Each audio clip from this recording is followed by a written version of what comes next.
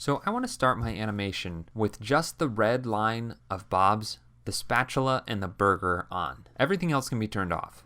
So go to the first frame and go to the first layer that I want to turn off. And I don't want to forget about the layers that I have disabled. They should have the keyframe that I pasted on everything else, so that's good.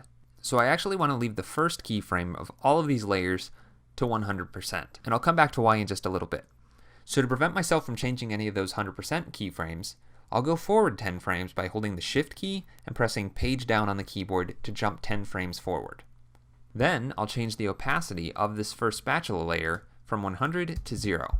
And we can see that that effectively turned the layer off. Then I'll copy that keyframe and paste it on everything else that I want to turn off, which for the first frame will be everything except the burger, the first spatula, and the red inline of the text for Bob's.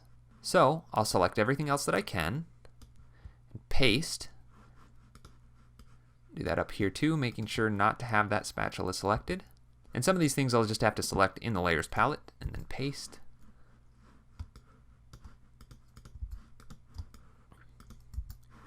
And don't want to forget these. I'll paste there as well. And that's what we're left with. So if we come back to our main comp, you can see this is what the design looks like. Now you'll notice that our bulb layer is not showing up. And that's because it's based on the exact same comp as all of the other layers.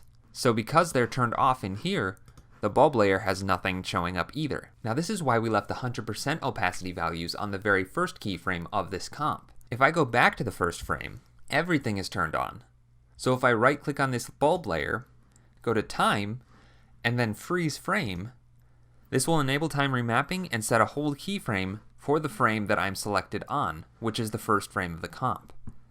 Now if I solo this layer and turn off the background so you can see it, no matter where I am in the comp, that layer is always going to display the first frame of the composition.